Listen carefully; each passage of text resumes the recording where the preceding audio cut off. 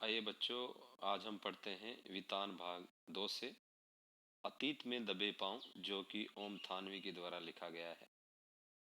इस पाठ में लेखक ने सिंधु घाटी सभ्यता का जो प्रमुख शहर मोहनजोदड़ो है, उसकी उसके बारे में बताया गया है। उसकी सुनियोजित सभ्यता, उसका विकास, सारी चीजें इस पाठ में हम पढ़ने को मिलेगी।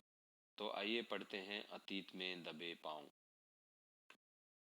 अभी भी मोहनजोदड़ो और हड़प्पा प्राचीन भारत के नहीं, दुनिया के दो सबसे पुराने नियोजित शहर माने जाते हैं। पूर्व प्लानिंग के साथ बसाए गए शहर। मोहनजोदड़ो, जिसे वर्तमान में मोहनजोदड़ो कहते हैं, ये सिंधु घाटी सभ्यता का प्रमुख शहर है और जिसे मुर्दों का टीला भी कहा जाता है। दूसरा हड़प्पा है, ये भी सिंधु घाटी सभ्यता का दूसरा प्रमुख शहर है। प्राचीन भारत के नहीं, दुनिया के दो सबसे पुराने नियोजित शहर माने जाते हैं। ये केवल भारत के नहीं, उस समय ये सब भारत में आते थे। जो वर्तमान में ये सब सिंध प्रांत और पंजाब प्रांत में, जो कि पाकिस्तान में है, उसमें आते हैं। लेकिन वो आज़ादी से पहले भारत एक था, तो उसी में आते थे। ये सिंधु घाटी सभ्यता के परवर्ती यानी बाद के परिपक्व दौर के शहर हैं। खुदाई में और भी शहर मिले, लेकिन मोहनजोदड़ो ताम्रकाल के शहरों में सबसे बड़ा माना जाता है। ताम्रयुगीन वह सबसे उत्कृष्ट भी है, सबसे अच्छा है। व्यापक खुदाई यहीं पर हुई। सिंधु घाटी सभ्यता की जो सबसे अधिक खुदाई की गई, वो मोहनजोदड़ो में ही की गई। बड़ी तादाद में, बड़ी संख्या में इमारतें, सड़कें, धातु पत्थर की मूर्तियां, चाक पर बने चित्रित भांडे, बर्तन, मुहरे, साजो सामान, सजावट के सामान और खिलौनों आदि यही मिले। सभ्यता का अध्ययन संभव हुआ इन सब का के खुदाई में मिलने से। यहाँ पर इनका अध्ययन किया गया। उधर सैकड़ों मील दूर, यहाँ से दूर सैकड़ों मील, एक हड़प्पा नामक स्थान पर भी ज्यादातर साक्ष्य मिले, सबूत मिले, लेकिन रेलवे लाइन बिछने के दौरान विकास की भेंट वो चढ़ गए। मोहन मोहनजोदड़ो के बारे में धारणा थी कि अपने दौर में वह घाटी की सभ्यता का केंद्र रहा होगा। सिंधु घाटी सभ्यता का एक प्रमुख विकास का प्रमुख केंद्र था। यानी तरह यानी एक तरह की राजधानी हम कह सकते हैं। सिंधु घाटी सभ्यता का एक प्रमुख शहर था और उस सभ्यता की एक प्रमुख राजधानी, हाँ, अगर हम कहें तो अतिशयोक्ति नहीं होगी। माना जाता है कि यह शहर 200 हेक्टेयर क्षेत्र में फैला हुआ था। आबादी कोई 85,000 थी, 85,000 थी। जाहिर है 5,000 साल पहले इतनी आबादी वर्तमान में महानगर की परिभाषा को भी लांघता होगा। एक बड़े महानगर वर्तमान के महानगरों से भी बड़ा होगा उस समय। आज के 5,000 साल पहले इतनी बड़ी आबादी। दिलचस्प बात यह कि सिंधु घाटी मैदान की संस्कृति थी, मगर पूरा मोहनजोदड़ो छोटे छोटे टीलों पर आबाद था। सिंधु घाटी सभ्यता एक मैदानी संस्कृति सभ्यता थी, कि मैदान में विकसित हुई थी, सिंधु नदी के किनारे। लेकिन ये जो शहर था, यहाँ पर छोटे छोटे छोटे टीले के रूप में आबाद थे। जाहिर है ये टीले बाद में बनाए गए नदी के पानी से बचने के लिए। ये टीले कोई प्राकृतिक नहीं थे। कच्ची और पक्की दोनों तरह की ईंटों से धरती की सतह को ऊंचा उठाया गया था, ताकि सिंधु का पानी बाहर पसर आए तो इससे बचा जा सके। मतलब नदी, सिंधु नदी का पानी अगर ज्यादा उफान के कारण आ जाए तो शहर डूबे नहीं, तो इसलिए कृत्रिम रूप से ये टीले बनाए गए थे। मोहनजोदड़ो की खूबी यह है कि इस आदिम शहर की सड़कों और गलियों में आप आज भी घूम फिर सकते हैं। उसकी खुदाई में ये सारी चीजें मिली है। यहाँ की सभ्यता और संस्कृति का सामान भले अजैब घरों की शोभा बढ़ा रहा हो, शहर जहाँ था अब भी वही है। आप इसकी किसी भी दीवार पर पीठ टिकाकर सुस्ता सकते हैं, आराम कर सकते हैं। वह एक खंडर क्यों न हो, किसी घर की देहरी पर पांव रखकर आप सहसा सहम सकते हैं। सहसा अचानक एकदम झिझक सकते हैं। रसोई की खिड़की पर खड़े होकर उसकी गंध महसूस कर सकते हैं, या शहर के किसी सुनसान मार्ग पर कान देकर, ध्यान देकर उस बैलगाड़ी की रुंझुन रुंझुन सुन सकते हैं। बैलगाड़ी के चलने की आवाज, जिसे आपने पुरातत्व की तस्वीरों में मिट्टी के रंग में देखा होगा। सच ये है कि यहाँ किसी आंगन की टूटी फूटी सीढ़ियां अब आपको कहीं नहीं ले जाती, वे आकाश की तरफ अधूरी रह जाती है। लेकिन उन अधूरे पायदानों पर खड़े होकर अनुभव किया जा सकता है कि आप दुनिया की छत पर है। हाँ, यहाँ आने पर हम किसी निष्कर्ष पर नहीं पहुंच सकते, क्योंकि ये सभ्यता, इसका पूरा हम अध्ययन नहीं कर पाते। लेकिन हम इस अधूरे पायदान पर खड़े होकर एक महसूस कर सकते हैं कि मानो ये दुनिया की छत है। वहां से आप इतिहास को नहीं, उसके पार झांक रहे हैं। हम इतिहास को नहीं देख सकते, लेकिन इतिहास के उस पार जो सभ्यता पहले इतनी सुनियोजित, सुविकसित थी, आज इस दुनिया में नहीं है, उसका एक हम अनुमान लगा सकते हैं, उसका आनंद उठा सकते हैं। सबसे ऊंचे चबूतरे पर बड़ा बौद्ध स्तूप है, मगर यह मोहनजोदड़ो की सभ्यता के बिखरने के बाद एक जीर्ण शीर्ण टीले पर बना, एक टूटे फूटे टीलों पर बना एक बुद्ध बौद्ध का स्तूप है। कोई 50 फीट ऊंचे चबूतरे पर 26 सदी पहले बनी ईंटों के दम पर स्तूप का आकार दिया गया। चबूतरे पर भिक्षुओं के कमरे भी हैं। 1922 में जब राखल दास बनर्जी यहाँ आए, राखल दास बनर्जी इसकी खोज करने वाले, तब से इसी स्तूप की खोजबीन करना चाहते थे। वो इसी के सिलसिले में आए थे। इसके इर्द गिर्द खुदाई शुरू करने के बाद, इसके आसपास शुदा करने के बाद उन्हें इल्हाम हुआ, ये जानकारी हुई, ये अनुभूति हुई कि यहाँ ईसा पूर्व के निशान है। उसे लगा कि यहाँ और भी पहले के निशान है। भारतीय पुरातत्व सर्वेक्षण के महानिदेशक जॉन मार्शल के निर्देश पर फिर यहाँ पर खुदाई का व्यापक अभियान शुरू किया गया। धीमे धीमे ये खोज विशेषज्ञों को सिंधु घाटी सभ्यता की देहरी पर ले गई, उसकी दहलीज पर ले गई, उसकी चौखट पर ले गई। जो जो सुबह खुदाई करते गए त्यों त्यों सिंधु घाटी सभ्यता के साक्ष्य, नमूने, सबूत मिलते गए। इस खोज ने भारत को मिस्र और मेसोपोटामिया, इराक की प्राचीन सभ्यताओं के समकक्ष ला खड़ा किया।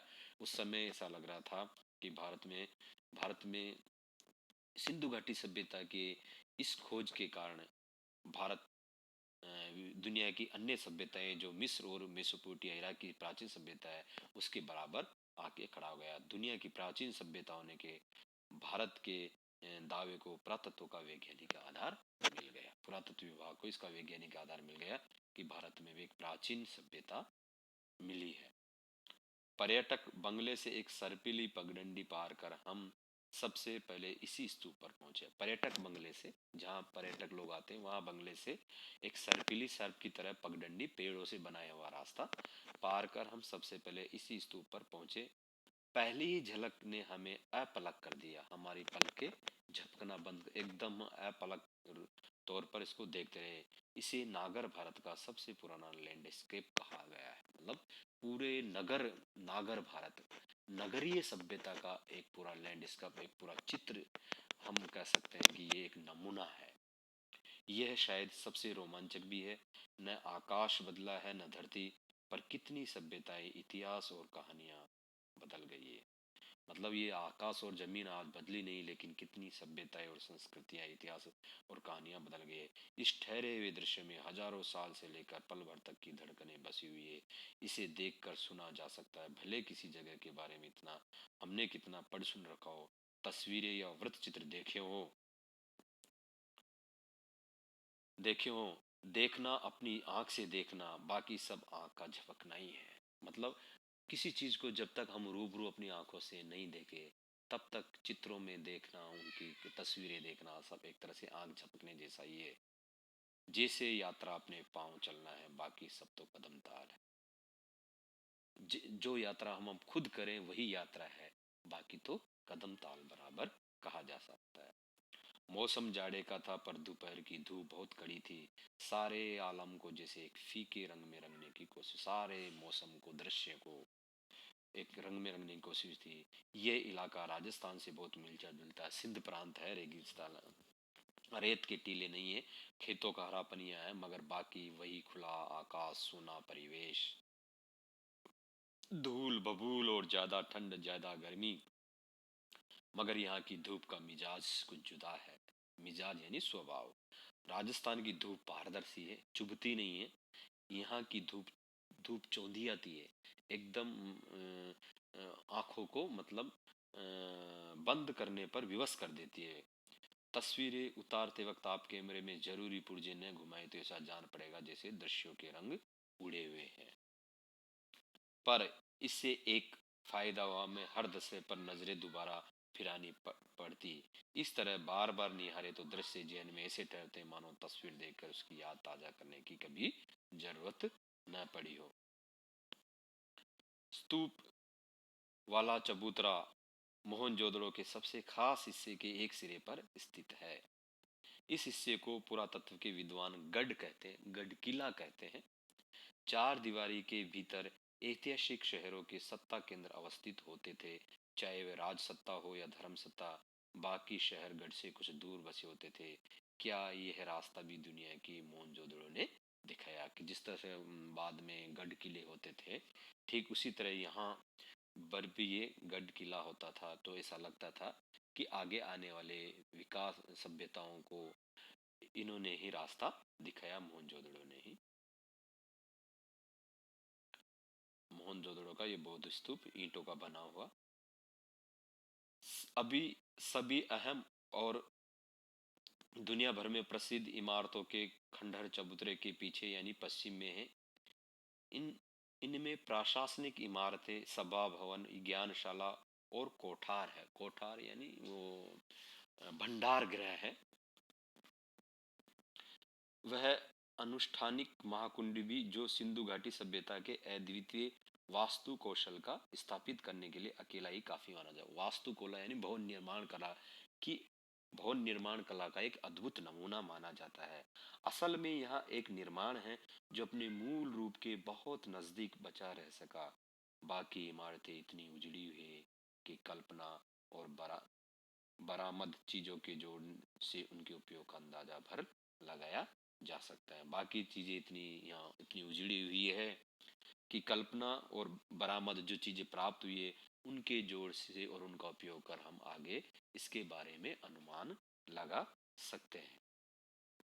नगर नियोजन की मोहनजोदड़ो अनूठी मिसाल है कि इस नगर को किस विशेष सुनियोजित तरीके से बसाया गया है। एक तरह से आज के 5000 साल पहले ऐसी सुनियोजित नगर सभ्यता का उदाहरण है। वर्तमान हमारी सभ्यता विकसित सभ्यता के लिए एक उदाहरण है, एक नजीर है। इस कथन का मतलब आप बड़े चबूतरे से नीचे की तरफ देखते हुए सहज ही भाप सकते हैं। इमारतें भले खंडरों में बदल चुकी हो, मगर शहर की सड़कों और गलियों के विस्तार को स्पष्ट स्पष्ट करने के लिए खंडर काफी है। इन खंडरों को देखकर यहाँ के विकास का अनुमान लगाया जा सकता है। यहाँ की कमोबेश कम ज्यादा सारी सड़कें सीधी है या फिर आड़ी है। सीधी और आड़ी, आज वास्तुकार इसे ग्रिड प्लान कहते हैं।